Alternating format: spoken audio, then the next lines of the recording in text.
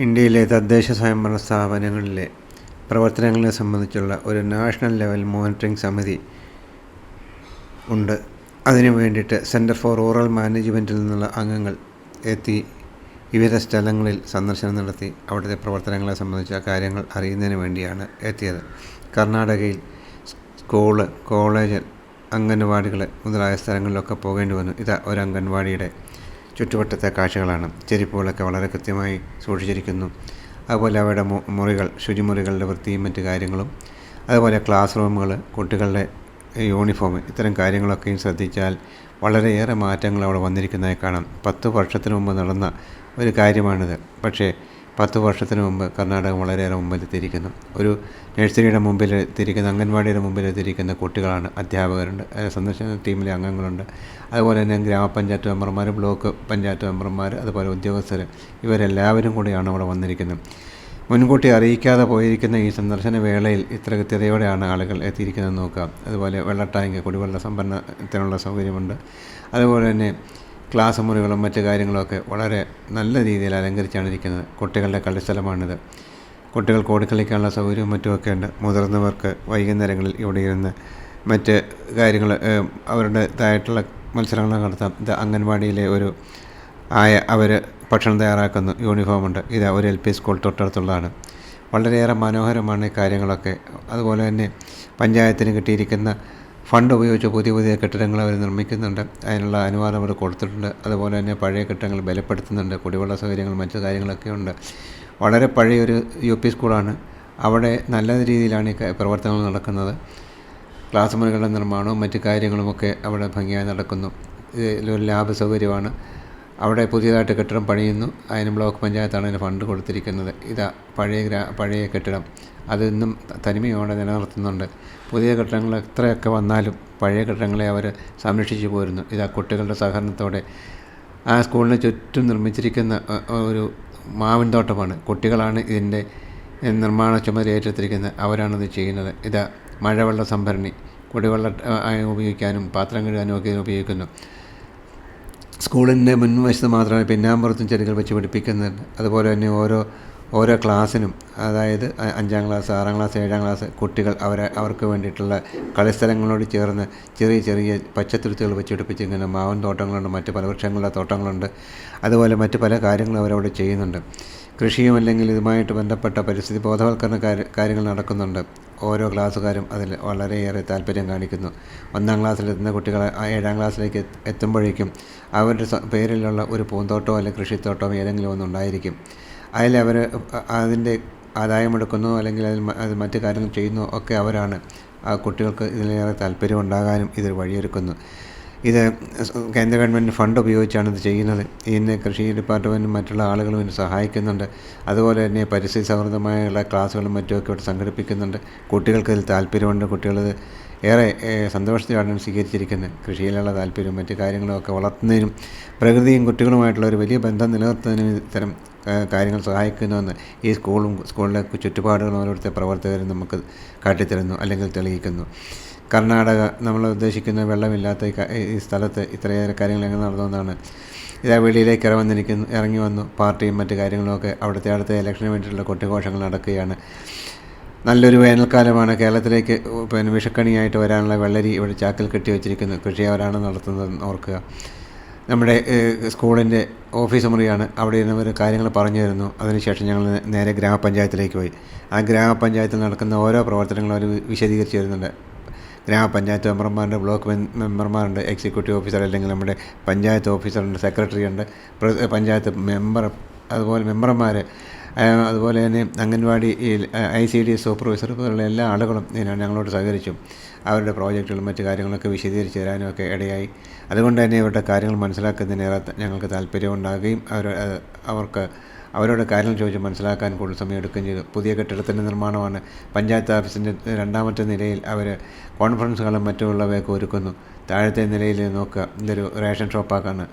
പഞ്ചായത്തിനോട് ചേർന്നാണുള്ളത്. ഇവിടെ ആളുകൾ സാധനങ്ങൾ വാങ്ങാനെത്തുന്നു. അവരുടെ റേഷൻ സാധനം കൃത്യമായിട്ട് വിതരണം നടക്കുന്നുണ്ട്. പരാതികളില്ലാത്തൊരു പഞ്ചായത്ത് എന്നാണെന്ന് പറയുന്നത് കർണാടകത്തിലെ ഇങ്ങനെയുള്ള ധാരാളം പഞ്ചായത്തുകൾ നമുക്ക് കാണാൻ കഴിഞ്ഞിട്ടുണ്ട്. ഞങ്ങളുടെ സന്ദർശന വേളയിൽ ഈ കാര്യങ്ങൾ കൃത്യമായി ബോധ്യപ്പെടാനും കഴിഞ്ഞിട്ടുണ്ടെന്നുള്ള ഒരു തർക്കമില്ലാത്ത കാര്യമാണ്.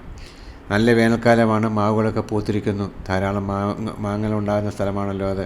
പഞ്ചായത്ത് ഓഫീസിന് കെട്ടിടങ്ങൾ നിർമ്മിച്ചിരിക്കുന്നത് വെട്ടുകല്ല് കൊണ്ടാണ്. രണ്ടാമത് നില അവർ പൂർത്തിയാക്കി കഴിഞ്ഞാൽ അവിടെ എല്ലാ സൗകര്യവും ഒരുക്കുമെന്നാണ് പറയുന്നത്. അതുപോലെ തന്നെ അവിടുത്തെ ഗ്രാമീണ റോഡുകൾ നോക്കുക. കേന്ദ്ര ഫണ്ട് ഉപയോഗിച്ച് നിർമ്മിച്ചിരിക്കുന്ന കോൺക്രീറ്റ് റോഡുകളാണ്. വളരെയേറെ മനോഹരമാണ്, അതുപോലെ തന്നെ വൃത്തിയുള്ളതുമാണ്. ആരും അവരോട് ആവശ്യപ്പെടാറില്ല തൂത്തുവാരി ഇടണമെന്ന്. പക്ഷേ വളരെ ക്ലീനായിട്ട് അവർ സൂക്ഷിക്കുന്നു. അതുപോലെ തന്നെ ചില അപാകതകൾ നമുക്ക് കാണാൻ കഴിഞ്ഞിട്ടുണ്ട്. ചത്ത മൃഗങ്ങളുടെ അവശിഷ്ടങ്ങൾ അവിടെ കിടപ്പുണ്ട്, മാറ്റം ചെയ്യേണ്ടതാണ്. അതുപോലെ കുടിവെള്ള കിണറുകളൊക്കെ വളരെ നന്നായി പരിസരമൊക്കെ വളരെ വൃത്തിയായിട്ട് അവർ സൂക്ഷിക്കുന്നുണ്ട്. നല്ല ആഴത്തിലെ കിണർ, ശുദ്ധമായ വെള്ളം കിട്ടുന്നുണ്ട്. ആളുകൾക്ക് വെള്ളമില്ല എന്നുള്ള ഒരു പരാതി അവിടെയില്ല. കിണറുകൾക്കുള്ള ഫണ്ടും മറ്റു കാര്യങ്ങളും കൊടുക്കുന്നതൊക്കെ കേന്ദ്ര ഗവൺമെൻറ്റിൻ്റെ ഫണ്ടാണ് ഉപയോഗിക്കുന്നത്. ബ്ലോക്കാണ് ആ കാര്യങ്ങൾ നിയന്ത്രിക്കുന്നത്. നല്ല ശുദ്ധജലം ഈ കിണറിൻ്റെ അടിയിലുണ്ട്. പമ്പ് ഉപയോഗിച്ചത് എടുക്കാനുമൊക്കെ പറ്റും. പിന്നെ ഈ പ്രദേശത്തെ ആളുകളെന്ന് പറയുന്നത് അവർ കുറക വർഗ്ഗത്തിൽപ്പെട്ട ആളുകളാണ്. ആ ഒരു പ്രത്യേക വിഭാഗത്തിൻ്റെ ഉന്നമനമാണ് അവർ ഉദ്ദേശിച്ചത്. ബ്ലോക്ക് പഞ്ചായത്തും ഗ്രാമപഞ്ചായത്തും വളരെ താല്പര്യം ഇത് കാണിക്കുന്നത്. കുറകർ അവർ തനതായിട്ടുള്ള ഒരു കലാരൂപം അവതരിപ്പിക്കുകയാണ്. ചെണ്ടകൊട്ടും അതുപോലെ തന്നെ പാട്ടുമൊക്കെ ഓടൽക്കുഴൽ വായനയായിട്ട് ഞങ്ങളെ എതിരേറ്റു. അവർക്കേറെ താല്പര്യമുണ്ട്. ഒരു കാലത്ത് പുല്ലാഞ്ഞിക്കമ്പുകൾ കൊണ്ട് കൊട്ടയും മട്ടിയും ഉണ്ടാക്കി ഊര് തന്നെ നടന്നിരുന്ന ഈ മനുഷ്യർ ഒരിടത്ത് സ്ഥിരമായി താമസിക്കാനും വരുമാനം ഉണ്ടാക്കാനുള്ള മാർഗ്ഗങ്ങൾ കണ്ടുപിടിക്കുകയും ചെയ്തതോടെ ഇവരുടെ ജീവിതത്തിൽ ഒരുപാട് മാറ്റങ്ങൾ വന്നുവെന്നാണ് ഇവിടുത്തെ വിഇഒ ഞങ്ങളോട് വിശദീകരിച്ചത്. അതുപോലെ തന്നെ ഈ വിഭാഗത്തിൽ നിന്നുള്ള ഒരു ഉദ്യോഗസ്ഥൻ ബ്ലോക്കിലെ ജീവനക്കാരനായും ഗ്രാമപഞ്ചായത്തിലെ ജീവനക്കാരനായും ഒക്കെ എത്താനിടയായി. അതുപോലെ തന്നെ ഒരു വിഇഒയും ഇവിടെ വരാനിടയായി. ഞാനിങ്ങനെ അവരോടൊപ്പം ഉണ്ട്. അങ്ങനെ വന്നതുകൊണ്ട് തന്നെ ആ വർഗത്തിൻ്റെ പ്രത്യേക സ്വഭാവങ്ങളും കാര്യങ്ങളും അറിയാവുന്നത് കൊണ്ട് തന്നെ വളരെയേറെ നല്ല രീതിയിൽ പ്രവർത്തിക്കുന്നു. കരകൗശല വസ്തുക്കൾ അവർ ധാരാളമായിട്ട് ഉണ്ടാക്കുന്നുണ്ട്. സന്ദർശകർക്കും അതുപോലെ തന്നെ ടൂറിസ്റ്റുകൾക്കും അത് വിൽക്കുന്നുണ്ട്. നല്ലൊരു ആദായ മാർഗ്ഗമാണ്. പരമ്പരാഗത തൊഴിൽ അവർ കൈമോശം വരാതെ അത് സൂക്ഷിക്കുന്നുണ്ട്. ഈ വല്യമ്മ പറയുന്നതൊക്കെ ഇത്തരം തൊഴിലുകൾ അന്യം നിന്ന് പോകുന്ന കാലത്ത് അത് സംരക്ഷിക്കാനുള്ള ചുമതല ഇവർക്കുണ്ട് എന്ന് തന്നെ അവർ വിശ്വസിക്കുന്നു. രോഗിയാണെങ്കിലും ഇപ്പോഴും ഈ അമ്മ ഈ കാര്യങ്ങളൊക്കെ ചെയ്യാറുണ്ട്. ആളുകൾക്ക് സഹായങ്ങളും മറ്റുമൊക്കെ ചെയ്തു കൊടുക്കുന്നുണ്ട്. ആളുകളോട് കാര്യങ്ങളൊക്കെ പറഞ്ഞ് മനസ്സിലാക്കുന്നുമുണ്ട്.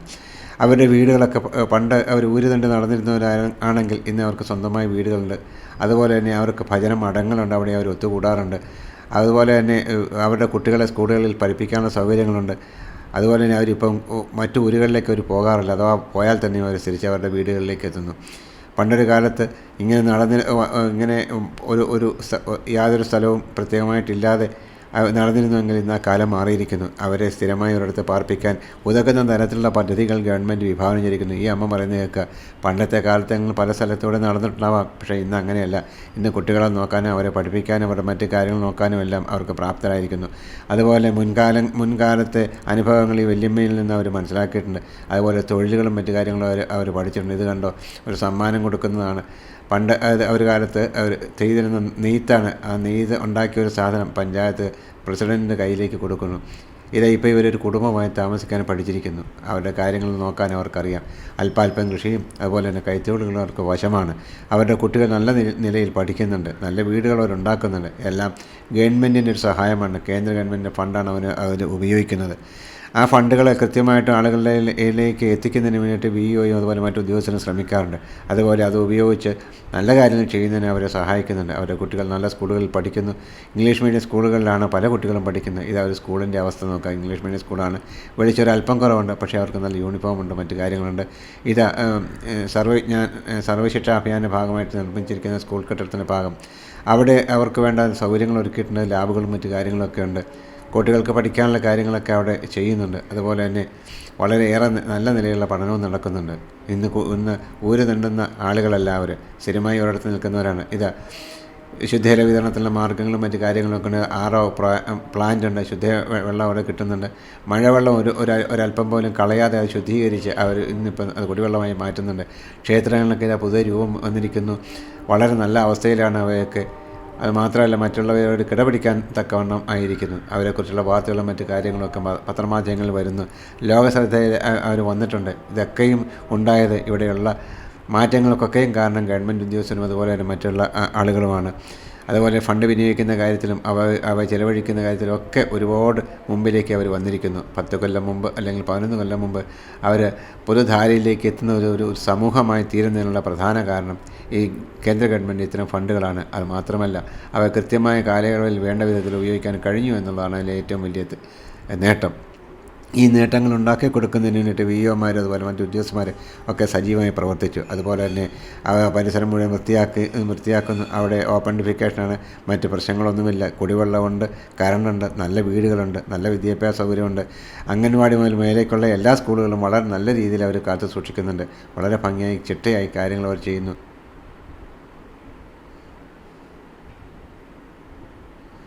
കുടുംബശ്രീ അയൽക്കൂട്ടത്തിൽ നിന്ന് സംഭരിച്ചിരിക്കുന്ന പണമാണ് കുട്ടിക്ക് സ്കോളർഷിപ്പായിട്ട് കൊടുക്കുന്നത്. ഇത്തരം പ്രവർത്തനങ്ങൾ അവിടെ നടക്കുന്നുണ്ട്. കുടുംബശ്രീ പ്രവർത്തനങ്ങൾ നടത്തുന്നതിന് വഴിയായിട്ട് കുട്ടികൾക്ക് നല്ല രീതിയിൽ സ്കോളർഷിപ്പുകൾ കൊടുക്കാനും കുട്ടികളുടെ അതുപോലെ തന്നെ പഠനകാര്യത്തിൽ താല്പര്യം ഉയർത്താനും കഴിഞ്ഞിട്ടുണ്ട്. ഇതെല്ലാം അവിടെ നടന്ന ഒരു പഞ്ചായത്ത് പ്രസിഡൻ്റിൻ്റെ ഒരു നേട്ടം. ഇത് ഈ മരത്തിൽ കെട്ടിയിരിക്കുന്നത് പരാതികളാണ്. ചുമന്നത് പരാതിയും അത് പരിഹാരവുമാണ്. അതിൽ കെട്ടിയിരിക്കുന്ന കെട്ടുകൾ നോക്കിയാലറിയാം എത്ര പരാതി അവിടെ വന്നിട്ടുണ്ട്, അത് എത്രയാണ് അതിൻ്റെ സൊല്യൂഷൻ ഉണ്ടാക്കിയിട്ടുണ്ട്.